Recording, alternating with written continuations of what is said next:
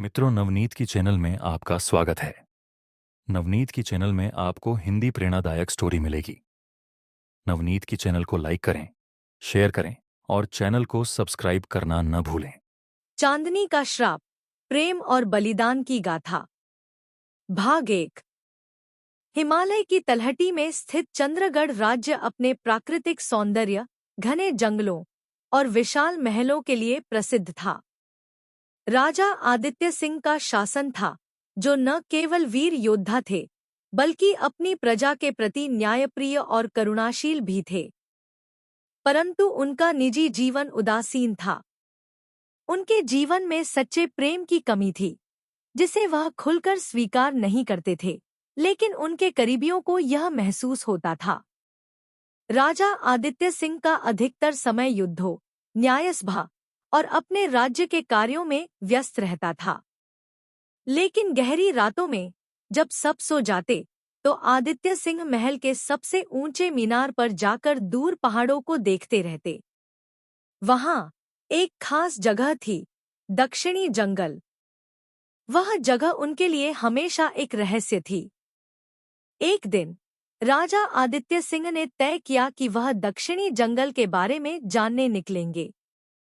वह कुछ सैनिकों और अपने सबसे विश्वसनीय मित्र सेनापति विक्रम के साथ जंगल की ओर रवाना हुए। जंगल में घने पेड़ों और पक्षियों के मधुर स्वर के बीच वह जगह बेहद शांत और रहस्यमय लग रही थी। अचानक आदित्य सिंह ने एक जलप्रपात की आवाज सुनी। वह उस दिशा में गए और एक खूबसूरत झरने के पास पहुंचे। झरने के नीचे एक स्त्री सफेद परिधान में खड़ी थी। उसकी सुंदरता अद्वितीय थी। उसके लंबे बाल, झील जैसे गहरे नीले नेत्र और मासूम चेहरा। राजा ने उसे देखकर महसूस किया कि वह कोई साधारण महिला नहीं थी। वह स्त्री राजा को देखकर मुस्कुराई, लेकिन कुछ नहीं बोली। आदित्य सिंह ने उसे पुकारा, कौन हो तुम? इतनी गहरी जंगल में अकेले क्यों? स्त्री ने एक क्षण के लिए आदित्य सिंह को देखा और कहा, यह जंगल मेरा घर है। मैं वही हूं जो इसे बचाती हूं। और आप कौन हैं, जो मेरी शांति में खलल डाल रहे हैं? राजा उसकी बातों से हैरान थे। उन्होंने कहा, मैं आदित्य सिंह हूं, चंद्रगढ़ का राजा। तुम्हें इस जंगल में देखकर ऐसा लगता है जैसे तुम इस जगह का हिस्सा हो। स्त्री ने अपना नाम बताया, चांदनी, लेकिन उसने अपनी पहचान को रहस्यमय बनाए रखा। वह केवल इतना कहती कि वह जंगल में रहती है और प्रकृति की रक्षा करती है। उसने कहा, राजा, अगर आप यहाँ की सच्चाई जानना चाहते हैं, तो आपको धैर्य रखना होगा। हर रहस्य का समय पर खुलासा होता है। आदित्य सिंह ने उसे और जानने की कोशिश की, लेकिन चांदनी धीरे धीरे झरने के पीछे की चट्टानों में गायब हो गई। राजा ने सेनापति विक्रम से कहा, यह स्त्री साधारण नहीं है। इसमें एक आकर्षण है जो मुझे खींच रहा है। मैं यह जानना चाहता हूँ कि वह कौन है और उसका जंगल से क्या संबंध है। राजा आदित्य सिंह जब महल लौटे, तो चांदनी की छवि उनके मन से नहीं निकल पाई। वह उसके बारे में सोचते रहे। लेकिन अगली सुबह उन्होंने महल के पुरोहित और मंत्रियों से दक्षिणी जंगल और उसके रहस्यों के बारे में पूछा।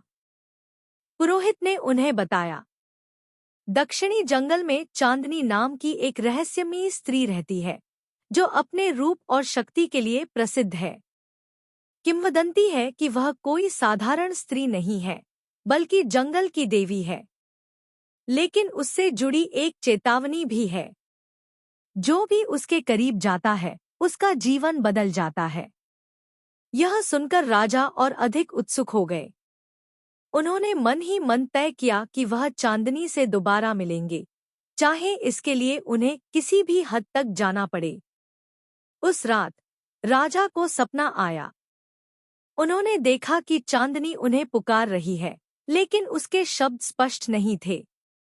वह झरने के पास खड़ी थी और उसकी आंखों में उदासी थी। राजा को लगा कि चांदनी उन्हें किसी खतरे के प्रति आगाह कर रही है। सुबह होते ही राजा ने विक्रम से कहा, मैं आज फिर दक्षिणी जंगल जाऊंगा। मुझे ऐसा लगता है जैसे वहां कोई सच्चाई है जिसे जानने का समय आ गया है। विक्रम ने राजा को रोकने की कोशिश की, लेकिन आदित्य सिंह का निर्णय अडिग था। राजा आदित्य सिंह फिर से उस जंगल की ओर बढ़े, लेकिन इस बार उन्हें यह नहीं पता था कि जो रहस्य वह जानने जा रहे हैं वह उनकी पूरी जिंदगी बदल देगा। क्या यह प्रेम है, या यह एक खेल है जिसमें उनके भाग्य की परीक्षा होने वाली है? भाग 2 में जारी।